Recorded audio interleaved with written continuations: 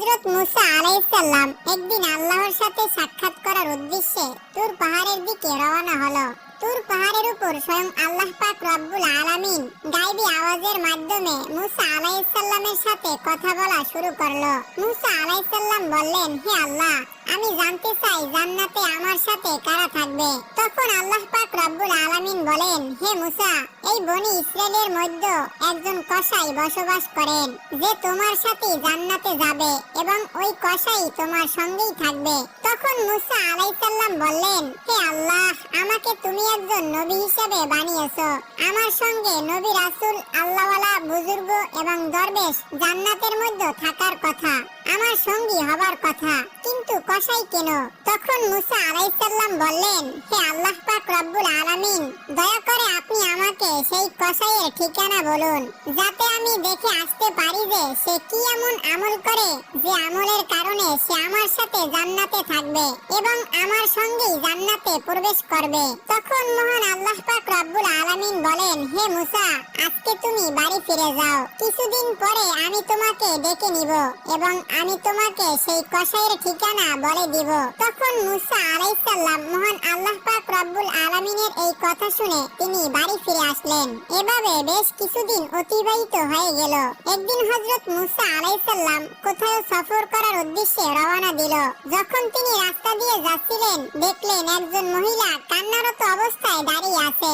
মহিলাটি হযরত মুসা আলাইহিস সালামকে দেখা মাত্রই তার কাছে আসতে লাগলো এবং এসে বলল, হে আল্লাহর নবী মুসা আলাইহিস সালাম, আপনি কি এখন আল্লাহর সাথে কথা বলার জন্য তুর পাহাড়ে যাচ্ছেন?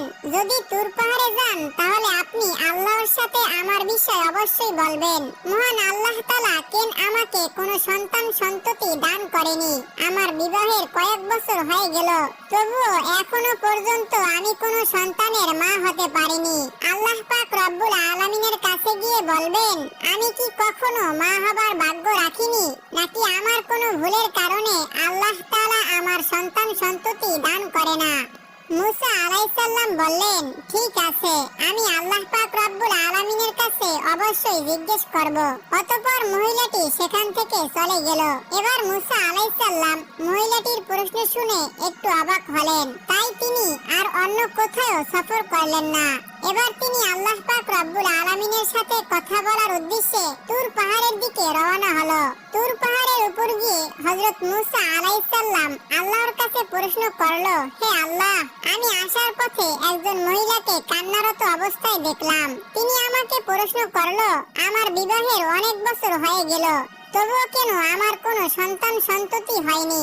তখন মহান আল্লাহ পাক রব্বুল আলামিন এক গায়বী আওয়াজের মাধ্যমে হযরত মুসা আলাইহিস সালামের প্রশ্নের জবাবে বললেন, হে মুসা, তুমি বলে দিও ওই মহিলার ভাগ্যে কোনো সন্তান সন্ততি দান করা হয়নি, তাই মহিলাটি এত বছর পরেও মা হতে পারেনি। কন্যা বা পুত্র সন্তান আল্লাহ তাআলার পক্ষ থেকে দেওয়া হয়, আল্লাহ যাকে দান করে সেই পেয়ে থাকে।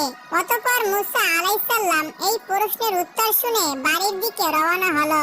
বাড়ি আসার পথে হযরত মুসা আলাইহিস সালাম সেই মহিলাটির কথা মনে করলো, তাই বাড়িতে না গিয়ে সোজা সেই মহিলাটির বাড়িতে গেল।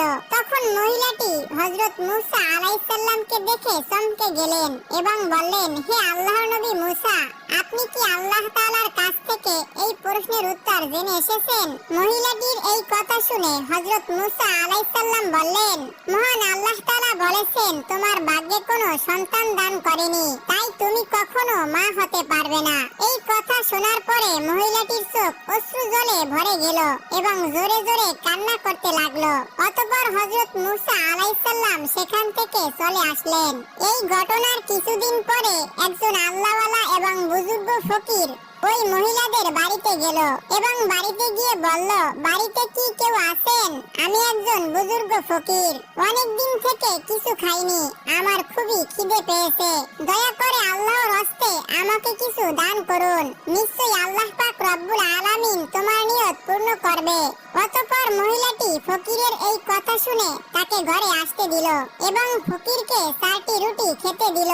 তখন মহিলাটি বলল, আপনি তো আল্লাহ তাআলার ফকির, আপনি একটু আল্লাহর কাছে দোয়া করবেন, আল্লাহ যেন আমাকে কোনো সন্তানই দান করেনি, আল্লাহ তাআলা যেন আমাকে সন্তান দান করেন। অতঃপর ফকিরটি রুটি খাওয়ার পরে আল্লাহ পাক রব্বুল আলামিনের কাছে দোয়া করলেন, হে আল্লাহ, তুমি এই মহিলাটিকে সন্তান দান করো। এরপরে তিনি ওই বাড়ি থেকে চলে গেল। এদিকে এই ঘটনার প্রায় কিছু বছর হয়ে গেল। একদিন হঠাৎ হযরত মুসা আলাইহিস সালাম আবারও কোথাও সফর করছিলেন। হযরত মুসা আলাইহিস সালাম ওই মহিলাটির বাড়ির কাছ থেকে যাচ্ছিলেন। তখন হযরত মুসা আলাইহিস সালামের এই মহিলাটির কথা মনে পড়লো। এবার হযরত মুসা আলাইহিস সালাম তার বাড়ির কাছে গিয়ে দেখলো ওই মহিলাটি ছোট্ট সন্তান নিয়ে মনের আনন্দে খেলা করছে। মহিলাটি হযরত মুসা আলাইহিস সালামকে দেখে বাইরে চলে আসলো এবং বলল, হে আল্লাহর নবী মুসা, আপনি তো বলছিলেন আল্লাহ তাআলা আমাকে কোনো সন্তানই দান করবে না, আমার ভাগ্যে নাকি কোনো সন্তানই লেখা হয়নি, কিন্তু আল্লাহ তাআলা তো আমার একটা সন্তান দান করেছে। এটা শুনে হযরত মুসা আলাইহিস সালাম একটু অবাক হলেন এবং এই প্রশ্নের উত্তর জানার জন্য হযরত মুসা আলাইহিস সালাম তুর পাহাড়ের দিকে রওনা হলো। তুর পাহাড়ের উপর গিয়ে হযরত মুসা আলাইহিস সালাম আল্লাহকে জিজ্ঞাসা করলেন, হে আল্লাহ পাক রব্বুল আলামিন, আপনি তো বলেছিলেন ওই মহিলার ভাগ্যে কোনো সন্তান লেখা হয়নি, ওই মহিলার কোনো সন্তান হবে না, কিন্তু আজ আসার সময় দেখলাম ওই মহিলা সন্তান নিয়ে খেলা করছে এবং সন্তান পেয়ে খুব আনন্দিত এবং খুশি হয়েছে। হে আল্লাহ পাক রব্বুল আলামিন, এই ব্যাপারটি আমি কিছুতেই বুঝতে পারিনি। অতঃপর মহান আল্লাহ পাক রব্বুল আলামিন এক গায়বী আওয়াজের মাধ্যমে এই প্রশ্নের উত্তরে বলেন, হে মুসা, তুমি এই প্রশ্নের উত্তর জানতে চাও, তাহলে একটি থালায় মানুষের মাংস নিয়ে এসো, তারপর এই প্রশ্নের জবাব পাবে। তখন হযরত মুসা আলাইহিস সালাম মহান আল্লাহ তাআলার এই হুকুম পাওয়ার পরে একটা থালা, একটা ছুরি নিয়ে সমস্ত লোকের কাছে এসে বলল, হে আমার কওমের লোকেরা, মহান আল্লাহ তাআলা বলেছেন মানুষের মাংস নিয়ে যেতে। আপনাদের মধ্যে এমন কি কেউ আছে যে এই থালায় নিজের মাংস দেবে? কিন্তু হযরত মুসা আলাইহিস সালামের এই কথায় কেউই রাজি হলো না। অতঃপর সবাই সেখান থেকে একে একে চলে গেল। তখন হযরত মুসা আলাইহিস সালাম অত্যন্ত চিন্তিত এবং পেরেশান হয়ে এদিক ওদিক ঘুরছিল। হযরত মুসা আলাইহিস সালাম যখন মানুষের মাংস না পেয়ে বাড়ির দিকে ফিরে যাচ্ছিলেন, তখন হঠাৎ একজন বুজুর্গ ফকির পিছন থেকে ডেকে বলল, হে আল্লাহর নবী মুসা, তোমার কি হয়েছে? তোমাকে এমন চিন্তিত এবং পেরেশানি দেখাচ্ছে কেন? তখন মুসা আলাইহিস সালাম সেই ফকিরের কাছে এসে বলল, মহান আল্লাহ পাক রব্বুল আলামিন আমাকে মানুষের শরীরের মাংস নিয়ে যেতে বলছে, কিন্তু কোনো মানুষ তার নিজের শরীরের মাংস কেটে দিতে রাজি হলো না, বরং সবাই মুখ ফিরিয়ে চলে গেল। তখন বুজুর্গ ওই ফকির হযরত মুসা আলাইহিস সালামের মুখে এই কথা শোনা মাত্রই তার কাছ থেকে ছুরি নিয়ে নিজের শরীর থেকে একটু মাংস কেটে হযরত মুসা আলাইহিস সালামের কাছে দিয়ে চলে গেল। এটা দেখে হযরত মুসা আলাইহিস সালাম একটু অবাক হয়ে গেলেন। অতঃপর মুসা আলাইহিস সালাম ওই মানুষের মাংস নিয়ে আবারও তুর পাহাড়ের উপর চলে গেল এবং মুসা আলাইহিস সালাম বললেন, হে আল্লাহ, আমি মানুষের মাংস নিয়ে এসেছি, কিন্তু এই মাংস যার কাছে গিয়ে দিতে বলেছি সব মানুষ মুখ ফিরিয়ে চলে গেল। শুধুমাত্র একজন বুজুর্গ ফকির আল্লাহর নাম শোনা মাত্রই তার শরীরের মাংস কেটে আমার কাছে দিয়ে দিল। তখন মহান আল্লাহ পাক রব্বুল আলামিন এক গায়বী আওয়াজের মাধ্যমে হযরত মুসা আলাইহিস সালামকে বললেন, হে মুসা, এই মাংসের জন্য সব মানুষের কাছে যাওয়ার তো দরকার ছিল না, তুমি তো যথেষ্ট ছিলে। এর মাধ্যমে তুমি তোমার প্রশ্নের উত্তর পেয়ে গেছো। যে বুজুর্গ ফকিরটি আল্লাহর নাম শোনা মাত্রই তার নিজের শরীরের মাংস কেটে আল্লাহ পাক রব্বুল আলামিনকে দিয়ে দিয়েছে, ওই ফকিরের দোয়ার কারণেই সেই মহিলার সন্তান দান করেছি। হে মুসা, যে ব্যক্তি আল্লাহর রাস্তায় সবকিছু উৎসর্গ করে দেয়, সবকিছু দান করে দেয়, আল্লাহ তাআলা তাকে সব দিয়ে দেয়, এমনকি লেখা ভাগ্যকেও পরিবর্তন করে দেয় শুধুমাত্র তার দোয়ার কারণে। অতঃপর হযরত মুসা আলাইহিস সালাম আল্লাহ পাক রব্বুল আলামিনের এই উত্তর শুনে বাড়িতে চলে আসলেন। এরপর কিছুদিন অতিবাহিত হয়ে গেল। একদিন হযরত মুসা আলাইহিস সালামের মনে পড়ে গেল যে আল্লাহ পাক রব্বুল আলামিন বলেছিলেন কসাই তার সাথে জান্নাতের সঙ্গী হবে। এই প্রশ্নের জবাব জানার জন্য হযরত মূসা আলাইহিস সালাম আবারও তুর পাহাড়ের উদ্দেশ্যে রওনা হলেন। তুর পাহাড়ে গিয়ে হযরত মূসা আলাইহিস সালাম বললেন, হে আল্লাহ পাক রব্বুল আলামিন, আপনি বলেছিলেন কসাই আমার সাথে জান্নাতের সঙ্গী হবে। আমি জানতে চাই সে কসাই কি এমন আমল করে যে আমলের কারণে আমার সাথে জান্নাতে থাকবে। অতঃপর মহান আল্লাহ তাআলা গায়বী আওয়াজের মাধ্যমে সেই কসাইয়ের ঠিকানা বলে দিলেন। অতঃপর পরের দিন হযরত মূসা আলাইহিস সালাম একটি পথ অতিবাহিত হয়ে সেই কসাইয়ের ধারে উপস্থিত হলেন। কিছুক্ষণ পরে মূসা আলাইহিস সালাম দেখলেন এই মাংসগুলোকে নিয়ে তার বাড়ির পথে রওনা দিলেন। হযরত মূসা আলাইহিস সালামও কসাইয়ের পিছন পিছন রওনা দিলেন। এক পর্যায়ে তার বাড়িতে পৌঁছে গেলেন। হযরত মূসা আলাইহিস সালাম দূর থেকে তার বাড়িটিকে লক্ষ্য করে সেদিনের মতো সেখান থেকে চলে গেলেন। পরের দিন হযরত মূসা আলাইহিস সালাম আবারও সেই কসাইয়ের বাড়িতে গেলেন এবং বললেন, বাড়িতে কি কেউ আছেন? আমি একজন মুসাফির। কিন্তু বাড়ির ভেতর থেকে কোনো উত্তর এলো না। তখন হযরত মূসা আলাইহিস সালাম ভাবলো আসলেই বাড়িতে কেউই নেই। অতঃপর হযরত মূসা আলাইহিস সালাম আবারও সেই কসাইয়ের দোকানে উপস্থিত হলেন। দূর থেকে লক্ষ্য করলেন কসাই যখন মাংস কেটে একটি ভালো মাংসের টুকরো তার পাশে রেখে দিল, তখন একজন ক্রেতা বলল, ভাই কসাই, আমাকে তোমার পাশে থাকা ওই মাংসের টুকরোটা দাও, বিনিময়ে আপনাকে অতিরিক্ত দাম দেওয়া হবে। তখন কসাই বলল, আপনি আমাকে যতই দাম দেন না কেন এই মাংসের টুকরো আমি দিব না। তখন কসাই বলল, ভাই এটি আমার বাড়িতে নিয়ে যাব। তখন হযরত মূসা আলাইহিস সালাম মনে মনে ভাবলো বাড়িতে তো কেউই নেই। কসাইকে যখন ক্রেতা মাংসের বিনিময়ে অতিরিক্ত দাম দেওয়ার কথা বলছে, তা সত্ত্বেও কসাই কেন মাংস দিচ্ছে না, এটা হযরত মূসা আলাইহিস সালাম বুঝতে পারলেন না। অতঃপর ক্রেতা যখন মাংস নিয়ে চলে গেল, তার কিছুক্ষণ পর কসাই তার দোকান বন্ধ করে পাশে রাখা ওই মাংসের টুকরো একটি ব্যাগে করে তার বাড়ির দিকে রওনা হলেন। এটা দেখে হযরত মূসা আলাইহিস সালাম তার পিছু পিছু রওনা হলেন। কসাই যখন তার বাড়িতে উপস্থিত হলেন, এমন সময় হযরত মূসা আলাইহিস সালাম ঘরের বাইরে থেকে আওয়াজ দিয়ে বললেন, বাড়িতে কি কেউ আছেন? আমি একজন মুসাফির বলছি। তখন কসাই বাইরে এসে হযরত মূসা আলাইহিস সালামকে জিজ্ঞাসা করলেন, ভাই আপনি কে? আপনাকে তো ঠিক চিনতে পারলাম না। তখন হযরত মূসা আলাইহিস সালাম বললেন, আমি একজন মুসাফির। আজ রাতটুকু আপনার বাড়িতে আমাকে কি আশ্রয় দেবেন? কাল সকাল হলেই আমি আমার গন্তব্যের দিকে রওনা হব। কসাই বললেন, নিশ্চয়ই দেব, আসুন আমার বাড়ির ভিতর। কসাই বললেন, ওহে মুসাফির, আপনি এখানে বসুন, পাশের ঘরে আমার একটু কাজ আছে। এই বলে কসাই ওই ঘরের দিকে রওনা হলো। হযরত মূসা আলাইহিস সালাম দেখলেন পাশের ঘরে গিয়ে কসাই একা একা রুটি বানাচ্ছে এবং মাংস রান্না করছে। অতঃপর কিছুক্ষণ পরে হযরত মূসা আলাইহিস সালাম দেখলেন এক ঘরের কোণ থেকে একজন বয়স্ক বৃদ্ধাকে আস্তে আস্তে আদবের সাথে নিয়ে আসছে। তারপরেই মাংস এবং রুটি বৃদ্ধাকে খাইয়ে দিচ্ছে, খুব স্নেহের সাথে খাইয়ে দিচ্ছে। ঠিক তেমনি ভাবে যেমন একটি ছোট্ট শিশুকে তার মায়ের স্নেহ এবং ভালোবাসা দিয়ে খাইয়ে দেওয়া হয়, ওই বয়স্ক বৃদ্ধাকে তেমনি ভাবে খাইয়ে দিচ্ছেন। অতঃপর কিছুক্ষণ পর কসাই কিছু মাংস এবং রুটি নিয়ে হযরত মূসা আলাইহিস সালামের কাছে এসে বললেন, ওহে মুসাফির ভাই, এই নাও আপনার খাবার। আপনার খাবার দিতে আমার একটু দেরি হয়ে গেল। তখন কসাই বলল, আসলে আমার একটু কাজ ছিল, এজন্য আপনাকে খাবারগুলো আগে দিতে পারিনি। তখন মূসা আলাইহিস সালাম বললেন, ঠিক আছে, তুমি আগে বলো এই বৃদ্ধা মহিলাটি কে? তখন কসাই বললেন, এই বৃদ্ধা হলো আমার মা। আমার মা ছাড়া এই দুনিয়ায় আমার আর কেউ নেই, আর আমার মায়েরও এই দুনিয়ায় আমি ছাড়া তার আর কেউ নেই। আমার মা বৃদ্ধা হয়ে গেছে, ভালো করে চলাফেরা করতে পারে না, ভালো করে খেতেও পারে না। তাই আমি প্রতিদিন দোকান থেকে ভালো ভালো নরম মাংসের টুকরোগুলো একটি জায়গায় রেখে দেই এবং বাড়িতে এসে মাকে রান্না করে খাইয়ে দেই।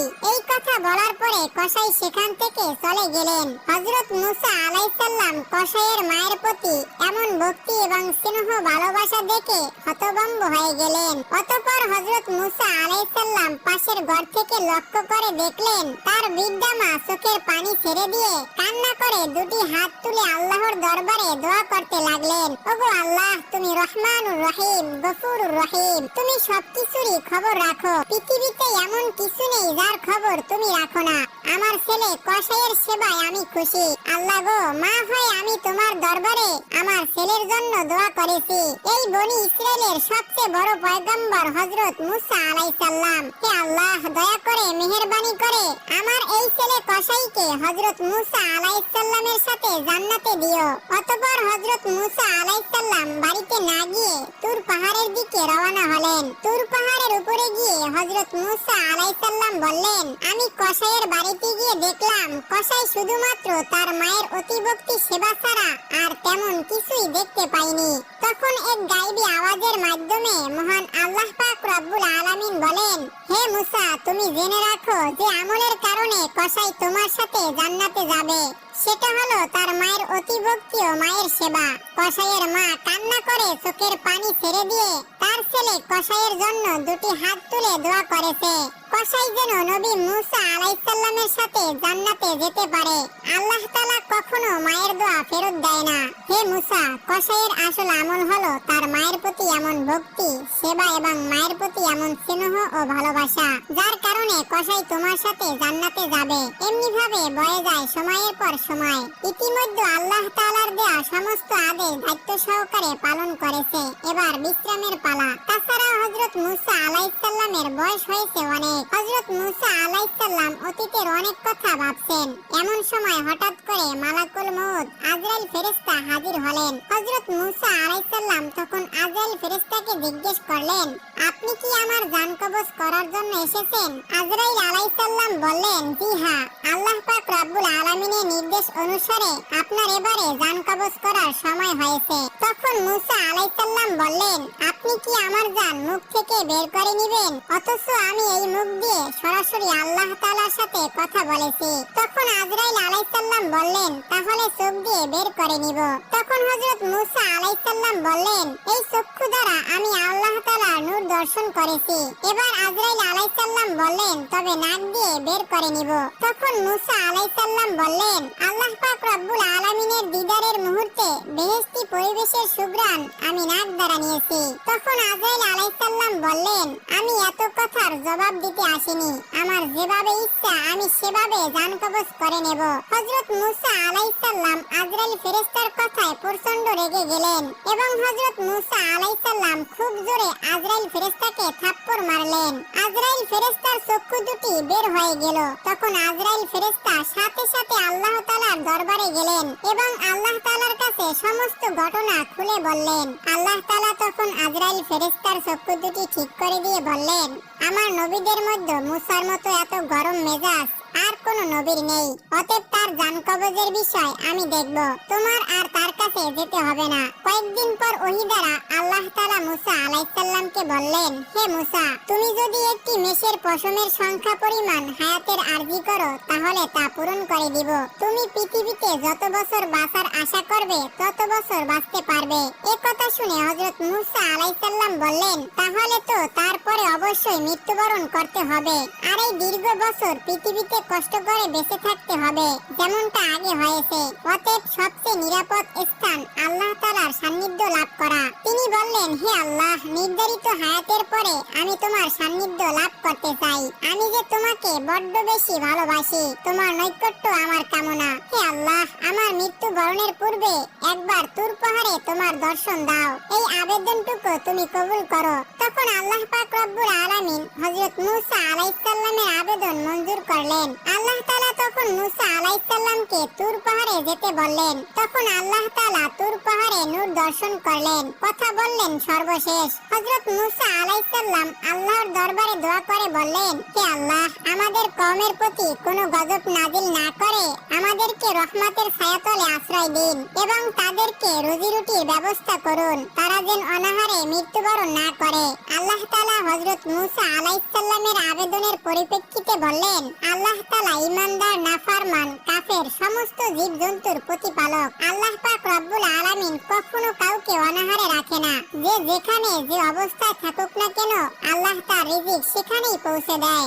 এই কথা বলার পর আল্লাহ তাআলা তখন মূসা আলাইহিস সালামকে পাহাড়ের উপর আঘাত করতে বললেন। হযরত মূসা আলাইহিস সালাম পাহাড়ের উপর আঘাত করলেন। তখন সেখান থেকে একটি নদী হয়ে গেল। নদীর উপর পুনরায় আঘাত করতে বললেন। আঘাত করার পরে দেখলেন নদীর উপর দিয়ে একটি পাথর ভেসে আসছে। আল্লাহ তাআলা তখন পাথরের উপর পুনরায় আঘাত করতে বললেন। হযরত মূসা আলাইহিস সালাম পাথরের উপর পুনরায় আঘাত করলেন। দেখলে তাদের মধ্য থেকে একটি ফড়িং বার হয়ে আসছে।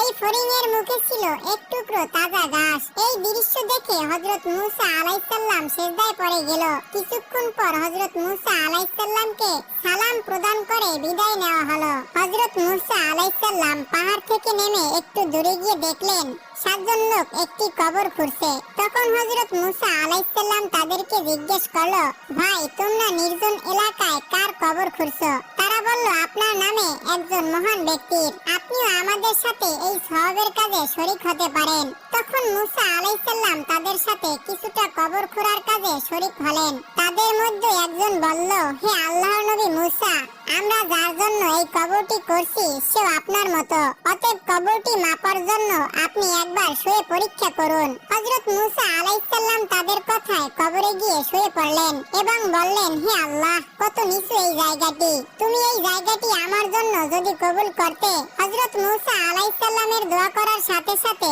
একটি ফেরেশতা এসে তাকে একটি আপেল খেতে দিল। বিসমিল্লাহ বলে যখন হযরত মূসা আলাইহিস সালাম আপেলটা খেতে শুরু করলো, আর তখনই মূসা আলাইহিস সালামের জান কবজ হয়ে গেল। তখনই ওই ফেরেশতা হযরত মূসা আলাইহিস সালামকে উঠিয়ে গোসল করালো এবং জানাজা পড়ালেন এবং তাকে পুনরায় ওই কবরেই দাফন করলেন। প্রিয় দর্শক, এই ছিল আজকের ভিডিও। দেখা হচ্ছে